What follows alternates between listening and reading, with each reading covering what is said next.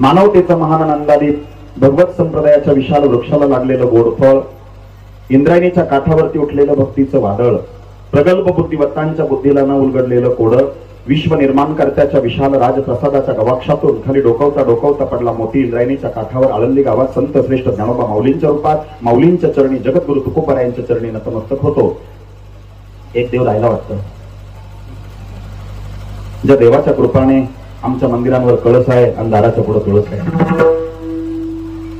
आज दिमाखात राम मंदिर अयोध्येत उभं राहिलं आणि आज मूर्ती स्थापना रामाची झाली आहे. ही कुणाची कृपा आहे? हिंदुत्वाची शान तू, संस्कृतीचा मान तू, मृत्यूला आव्हान तू, आम्हा हिंदूंना अभिमान तू, असाच आवड ठेवा.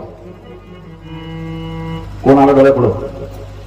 तुडुंब वाहातील नदी आणि नाले, तुडुंब वाहातील नदी आणि नाले, सर समुद्राची येईल काय? अरे होऊन जातील राजे महाराजे, छत्रपती शिवराय दुसरे होतील काय? आई हे महाराज विराज, आई हे महाराज विराज, आई हे महाराज विराज, आई हे महाराज विराज. संत चरण रज लागता सहज, आणि ते लागलं तर काय होतं? वासनेचे बीज जळून जाय. एकदा वासना गेली रे गेली, मग राम नामे उपजावडी, सुख घडोघडी वाढू लागे. मग सुख काय वाढतं? कंठी प्रेम दाटे, नैनी नीर लोटे, हृदयी प्रगटे रामरूप. पण त्या संतांची भेट, संत चरण रज लागायला पुण्य लागतं. तुका म्हणे साधन सुलभ कोमटे, काय मस्त बोलले तुकोबा. तुका म्हणे साधन सुलभ गोमटे, परी उपतिष्ठे पूर्व पुण्य. संत रज कशाने लागतं? संतांची भेट कशाने होती? पूर्व पुण्य. आणि पूर्व पुण्याईमुळं मग राम नामे उपजे आवडी, सुख घडोघडी वाढू लागे. संत चरण रजाचा परिणाम जडावर होतो, संत चरण रजाचा परिणाम देवावर होतो, संत चरण रजाचा परिणाम जीवावर होतो. बर का? जडावर दृष्टांत घ्या. निरोपराय देतात, जगद्गुरु तुकोबाराय एक ठिकाणी साधनेला कधीच बसले नाही आणि बसू नये. बहता पाणी चलता साधू, पाण्यानं निर्मळ राहावं, स्वच्छ राहावं, यासाठी पाण्यानं वाहत राहिलं पाहिजे. पाणी निर्मळ आणि स्वच्छ राहतं. एक ठिकाणी पाणी साठलं, त्याच्यात दुर्गंधी तयार होते, ते घाण होतं. बहता पाणी, साधूने एक ठिकाणी थांबू नये, त्यानं चालत राहावं. चलता साधू एक ठिकाणी थांबला, माया मोह ममता षडरिपू निर्माण होण्याची शक्यता असते. तुकोबा कधी भामचंद्र डोंगर, कधी भंडाऱ्या डोंगर, कधी घुराड्या डोंगर. तुकोबांच्या ठिकाणी बरोबर आहे ना हो, पण त्यांच्या बायकोची बिचारीची हाल फार हाल होतो. कारण सकाळची भाकरी घेऊन आपल्या पतीसाठी निघालेली ती बाई 4ला आणि 5ला पोहोचते. तुकोबा निघायची वेळ ही भाकर घेऊन जाते. एक दिवस हात जोडले, पाया पडली, म्हणली अहो ऐका ना, तुम्ही जेवले नाही तर मी जेवत नाही, मी जेवले नाही घरात लेकरं जेवत नाही, आणि काही काही आमचे करंटी कीर्तन काढून टाक. तुकोबांची बायको तुकोबांना शिव्या द्यायची. अरे नरकात जायला लागेल मेल्या तुला. तुका म्हणे पतिव्रता, तिची देवावरी सत्ता. अरे पंढरपूरचा पांडुरंग तिच्या पायातला काटा काढायला एका क्षणात पुराख्याचं रूप घेऊन पळत येत होता. ती बाई साधी असेल का? तिचा अधिकार साधा असेल का? यशस्वी पुरुषाच्या पाठीमागे 50% वाटा तुमचा आहे आणि तुमची संख्या सुद्धा जास्तच आहे. कायम तुम्हीच जास्त राहत्या. माणसांना म्हणलं का येत्या का? ते म्हणले नाही, आम्हाला टेन्शन असतो. नळाला पाणी आलं नाही, टेन्शन कोणाला सांगा. घरात पीठ नाही, टेन्शन. पोरग शाळेत जाईना, टेन्शन. कालवणालाच काही नाही, टेन्शन. निंदायला बायाच आल्या नाही, टेन्शन. आणि तरी म्हणते आम्हाला टेन्शन जास्त आहे. मग माता भगिनींना इतकं डोक्याला टेन्शन ताप असताना सुद्धा एको बाई मला 31 डिसेंबरला गटार आमुषाला पिऊन पडेल दिसते नाही हो. माणसंच का मला अहो सांगून तरी जात जाणार म्हणजे तुम्हाला वेळेवर मिळेल. आवले नीट आहे. देहू मधून इंद्रायणी ओलांडून आली. 3 वाटा 3 डोंगरांवर जातात. बरोबर. मग काय करू? डोक्यावरची पाठी भाकरीची खाली ठेवायची. भोपळाच म्हणता नाही तो कोरलेला, त्याच्यात पाणी उन्हाळ्यात गार राहतं. त्याला सुतळी दोरीची शिकाळी बांधलेली, तो टेकू लावून दगडाला उभा करायचा. आणि 3 रस्ते आहे, त्या प्रत्येक वाटेला रस्त्याला कान लावायचा. ज्या दिवशी ज्या रस्त्याने नामाचा गजर ऐकू येईल, कोणतं नाम? विठ्ठल विठ्ठल.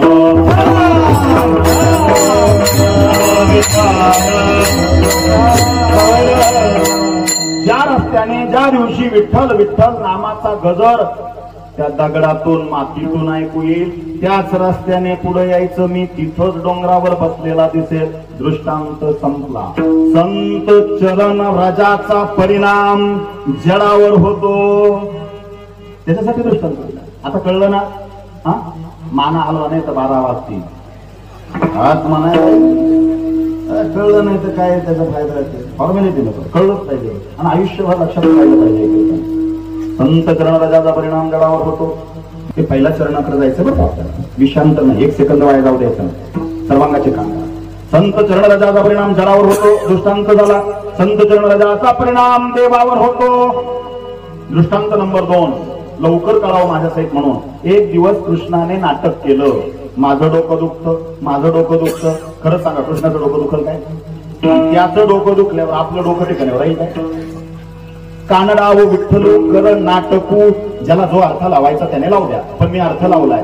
सतत नाटक करणारा 1 नंबरचा परमात्मा असेल. कोण? कृष्ण. माझं डोकं दुखतं, माझं डोकं दुखतं. 16,108 बायका होत्या. त्यांनी घाई वैद्य बोलवला. सांदीपणी गुरुजींना बोलवलं.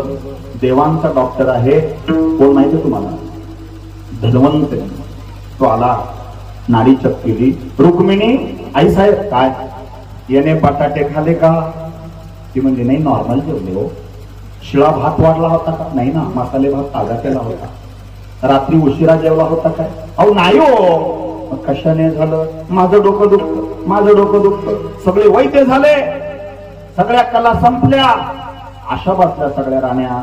काय करावं, काय करावं? उठत नाही देव, हलत नाही. माझं डोकं दुखतं, माझं डोकं तळमळ पडते. तेवढ्यात एक भक्त आला. नारायण नारायण. कोण होता तो? बोला. नारद. नारद. एक समजा, नारद हा प्रत्येक जन्मात आहे देवाचा. मत्स्यकूर्म, वराहदान, नरसिंह आणि वामन, परशुराम, दशरथ नंदन, कृष्ण, बौद्ध, कलंकी. प्रत्येक अवतारात नारद आहे. मग देवाचा अवतार संपतो. नारद तसाच का? नारद कोणी व्यक्तिरेखा नाही, ती एक पदवी आहे. इंद्र पदवी आहे, नारद पदवी आहे. जशी शंकराचार्य पदवी आहे. शंकराचार्य एकच असतो का?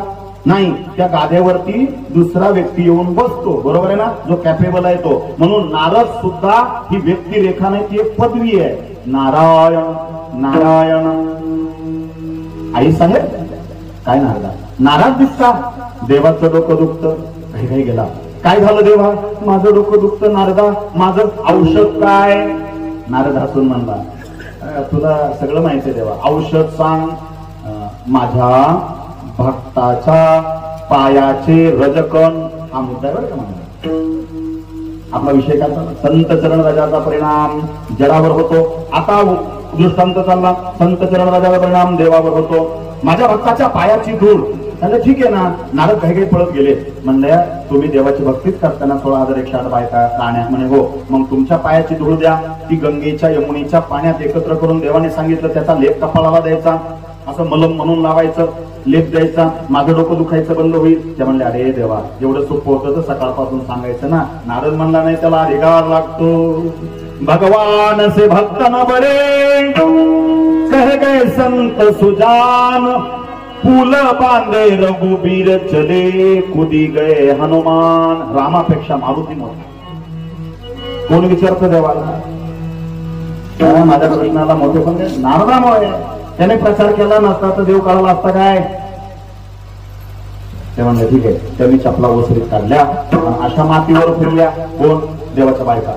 पायाची धूळ द्यायची होती देवाच्या कपड्याला. ती अशी धूळ माती भरली नारदाने आणि मागं वळून पाहिलं. नारद म्हणजे विचित्र प्रकरण आहे. न उलगडणारं पुढं येते. देवी हो काय तुम्ही जरी देवाची भक्ती करता पण तुम्ही बायका पत्न्या बर तुमच्या पायाची धूळ देवाच्या कपाळाला लागल्यावर देवाचं डोकं दुखायचं बंद होईल. पण तुम्ही बायका आणि बायकांची कपाळी धूळ पतीच्या लागली तर त्या बायकांना नरकात जावं लागतं. त्या म्हणजे टाक पहिली खाली टाक नाही नाही देव दिली. कारण का? म्हणून तर म्हणत्या फुलात फुल जाईचे जगात प्रेम बोला. बाईचे नाही म्हणून आईचे नाही. बाईच्या प्रेमात स्वार्थ आहे, आईच्या प्रेमात निस्वार्थ आहे ना.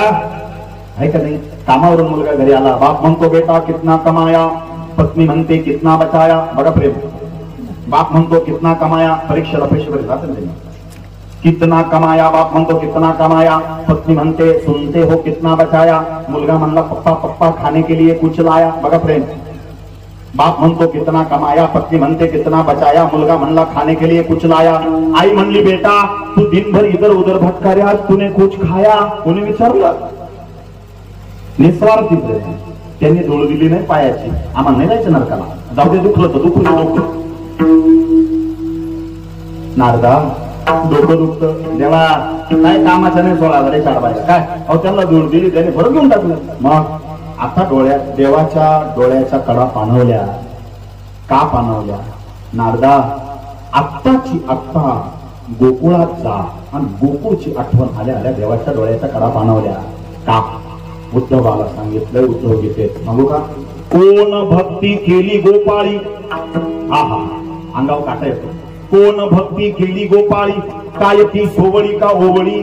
त्यांचे उच्चिष्ट कवळ मिगळी, प्रेम समेर डुलतो. का मी त्यांच्या अन्नासी भुकाळो, यज्ञपत्न्यासी मागो गेलो. मी तो भावार्थाचा भुकेलो, प्रेमाचा पाहुणेरा. अरे उद्धवा ते भक्त माझे गोपाळ गोपिका मला फार प्रिय आहे, अडाणी आहेत. पण त्यांच्या अंतकरणामधला शुद्ध भाव मला आवडतो. नारदा आत्ताची आत्ता गोकुळात जा, माझ्या गोपिकांच्या पायाची धूळ आण. यमुनेच्या किंवा गंगेच्या पाण्यात एकत्र करून कपाळाला लेते, डोकं दुखायचं बंद होईल. नारदाने देवाचा रथ घेतला.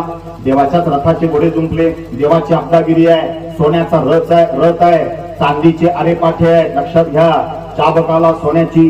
आहा काय गोड रथ असेल तो देवाचा आहे, परब्रह्माचा आहे. आणि निघाला नारद. लगेच पोचला गोकुळात. तुम्ही म्हणाल द्वारकापासून गोकुळ किती लांब आहे, कसं काय गेला? कीर्तनात लगेच जातात का? गाड्या थांबत नसतं ना म्हणून पोहोचला. आता देवाची आमदागिरी, देवाचा रथ पाहिल्याबरोबर सगळ्या गोपिका पळत गेल्या. आमचा कृष्ण आला, आमचा कृष्ण आला. पण कृष्ण होता का? जवळ जाऊन पाहिलं तर नारद उतरले. नाराज चेहरा होता. नारदा पहिला प्रश्न गोपिकांचा. हजारो गोपिका जमल्या कृष्णाचा रथ पाहिल्यावर हातातलं काम टाकलं गेल्या. नारदा काय आमचा कृष्ण कसा आहे? रडायला लागला. त्याच्यासाठी आलो. काय झालं? डोकं दुखतं देवाचं. सगळ्या रडायला लागल्या. रडू नका. मग औषध तुमच्या पायाची धूळ. बस आता चपला नव्हत्याच त्यांच्या पायात. माणसं लगेच घरी पळत गेले. गोपाळ पीठ चाळायच्या चाळण्या आणल्या. पीठ चालता ना तुम्ही पोळ्या करायला. माती चाळी. नारद म्हणला लवकर आवरा, 9च्या आत जायचंय. ते म्हणलं थांब होऊ दे वेळ, 9च्या आतच जाय. पण देवाच्या कपाळाला एखादा खडा रुतायला काय शुद्ध भाव आहे. माती चाळली चाळण्यांनी. आता पुरुषांचं काम झालं. भला मोठा मातीचा देव केला. परत स्त्रियांनी वस्त्रगाळ केली. वस्त्रगाळ माहितीये का? नाही आम्हाला फक्त खास माहिती. इकडं माहितीये बघा मानावलं होत्या. पुरणपोळी करताना पोळी व्यवस्थित यावी, लाटताना त्या पोळीतलं पुरण बाहेर न यावं म्हणून ते पीठ इतकं चिकन लागतं. त्याच्यासाठी नुसतं चाळण्याने चालून जमत नाही, वस्त्रगाळ कपड्याने चाळावं लागतं. कळतंय? अरे वा, ते जुन्यांनाच कळेल, नवीनला नाही कळणार. जी पुस्तकं वाचून स्वयंपाक करते तिला काय कळणार? आईचं कौतुक, टेन्शन नको घेऊ बेटा, अभ्यास कर. हा, मग आई मला स्वयंपाक शिकव. अगं हल्ली रेसिपीची पुस्तके मिळतात, त्याच्यात बघून करायचं. हिच्या बापाने ठेवलं. आणि मग ही 5 गेली, सासरे गेली, 2 पुस्तकं दिले. हा, सासू म्हणली बेटा काय काय काय आत्याबाई, आत्याबाईच म्हणते का? हा, आई काय, आई काय बनवते? बटाट्याची भाजी करू. हा, कर बेटा. तिने पुस्तक काढलं, त्याच्यात लिहिलं होतं 4 लोकांच्या बटाट्याच्या भाजीला 5 बटाटे चिरून घ्या. पुस्तकात चिरून घेतलेले बटाटे धुवून घ्या, कढई ठेवा, 3 चमचे तेल घाला, थोडस तिखट मीठ टाका, जिरे मोहरी टाका, थोडासा कोथिंबीर टाका, हिंग टाका, ओवा टाका, बरोबर आहे ना, मोहरी टाका. आणि फोडणीला चव येण्यासाठी 7 कडीपत्त्याचे पानं टाका. ही गॅस फास्ट करून बांधावर गेली कडीपत्ता आणायला. तोपर्यंत घरात धूर झालेला होता, कारण पुस्तकात लिहिलं नव्हतं. गॅस कमी करा. जे पुस्तकात नसतं ते अनुभवात असतं. म्हणून तुका म्हणे साखोनी सांगे, मज अनुभव आहे अंगे. विठ्ठल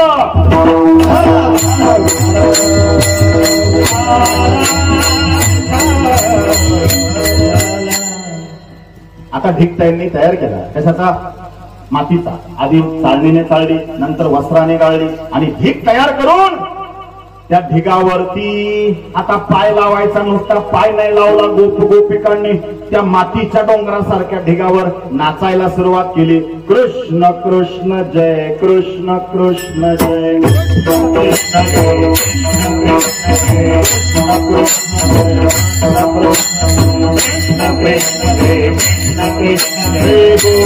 औषधाची ताकद वाढावी असं वाटत असेल, दवा आणि त्याच्या सोबत दुवा पण पाहिजे. कळलं काय? नामस्मरणाची ताकद. लगेच नारदाने पोतच भरलं. शेतकऱ्यांना कळलं. असं दाणेवर नारळ लावून गच्चा विच्चा बांधला, रथात टाकला, आणि माग वळून रथात चढताना म्हणला, तुम्ही तुमच्या पायाची माती दिली देवाच्या कपाळाला लावायला. देवाचं डोकं दुखायचं बंद होईल, पण तुम्हाला नरकात जावं लागेल. त्या म्हणल्या तू 9च्या आत निघ. तुला टाइम झाला ना? तू मागे म्हणलं टाइम झाला, 9च्या आत निघ. कारण का?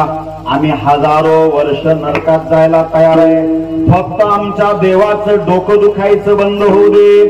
त्या धुळीमध्ये त्या संत चरण रजामध्ये पाणी एकत्र केलं, यमुनेचं गंगेचं, देवाच्या कपाळाला लावली.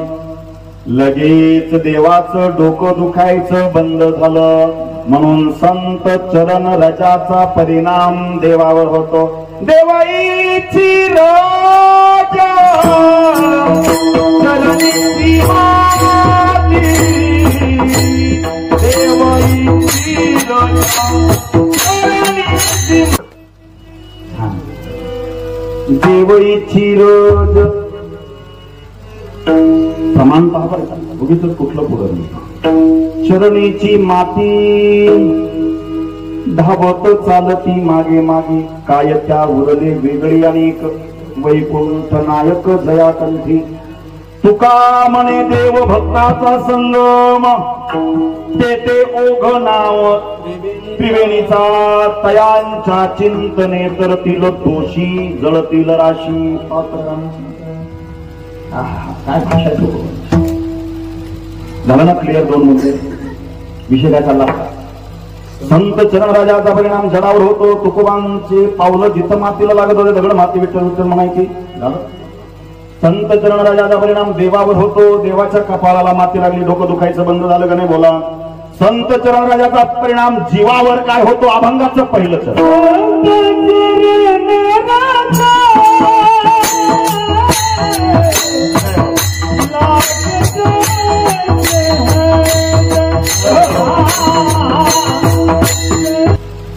पहिल्या चरणात तुकोबा बोलतात. तिसरं चरण, संत चरण रज लागता सहज.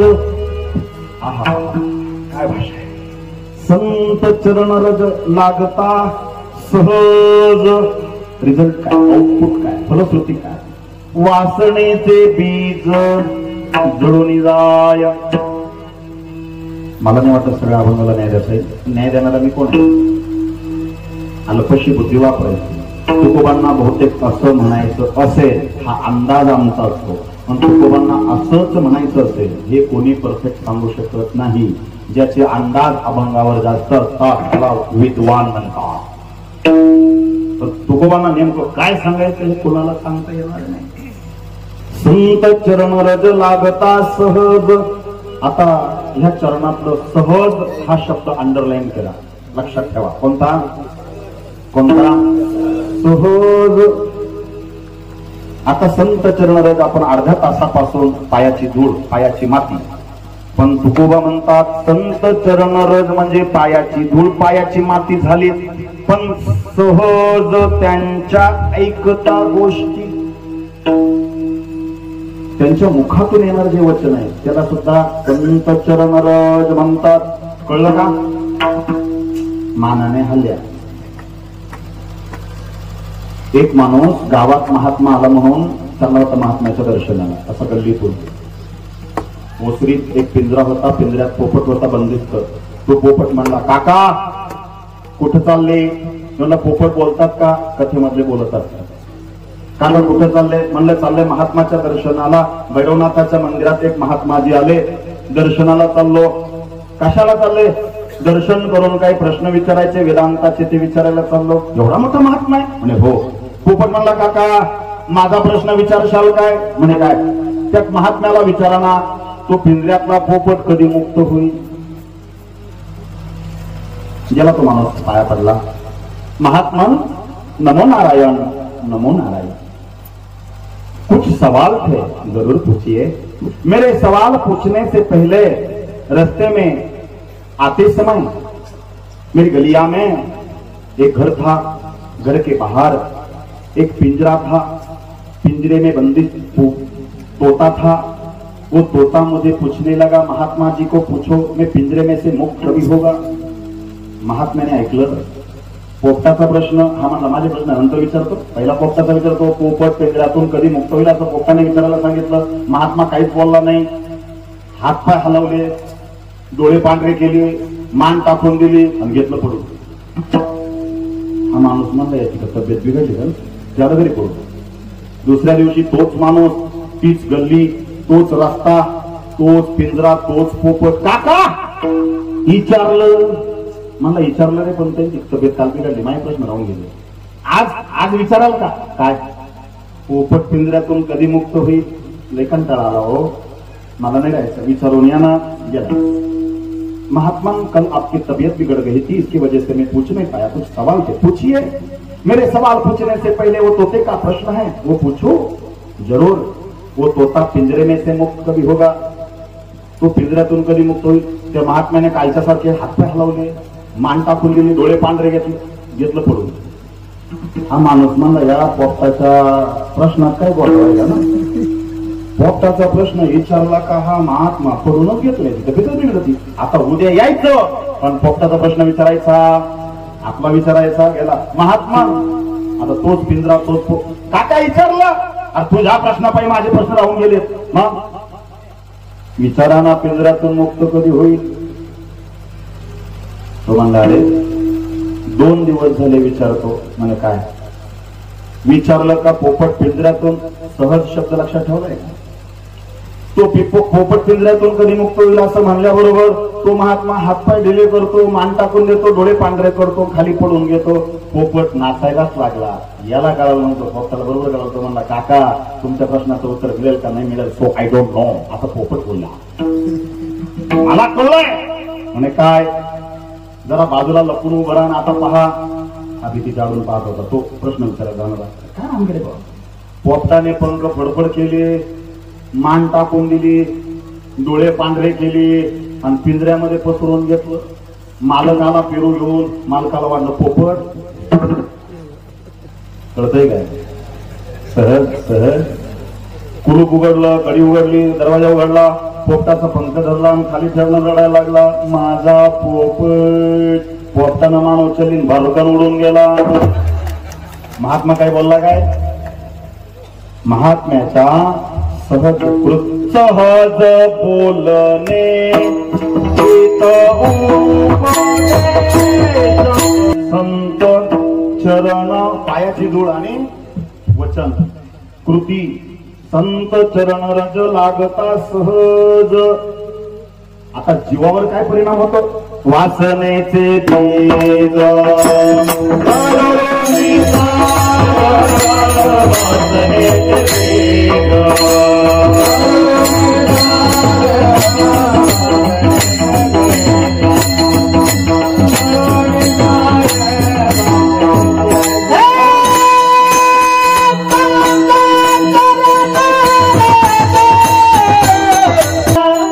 जीवावर काय परिणाम होतो? वासनेचे बीज जळून जाय. वासना म्हणजे काय? इच्छा वेगळी, वासना वेगळी. भूक लागल्यावर जेवण करण्याची होते ती इच्छा असते, आणि जेवण झाल्यावर भलत सलत खावंसं वाटतं ती वासना असते. कळलं काय? नाही कळलं? काही काही लोकांना घरचा चहाच गोड लागत नाही, टपरीवर चहा प्यायची झाली ती इच्छा, पण चहा पिऊन झाल्यावर तंबाखू मळून खातो, तिचं नाव वासना. कळलं काय? इच्छा वेगळी, वासना वेगळी. राजस तामस सात्विक. राजस रावण, तामस कुंभकर्ण, सात्विक विभीषण. विभीषण नाही, बर का, विभीषण. कुंभकर्णासारखं रावणासारखं ज्याच्याकडे भीषणत्व नाही तो विभीषण. राजस रावण, तामस कुंभकर्ण, सात्विक विभीषण. आणि त्यांची एक बहीण आहे वासना, तिचं नाव आहे शूर्पणखा. शूर्पणखा कशाचं प्रतीक आहे? वासनेचं. म्हणून मना सांग पाम रावणा काय झाले, अकस्मात ते सर्व राज्ये बुडाले. म्हणून कुडी वासना सांडी वेगी, बळे लागला काळ हा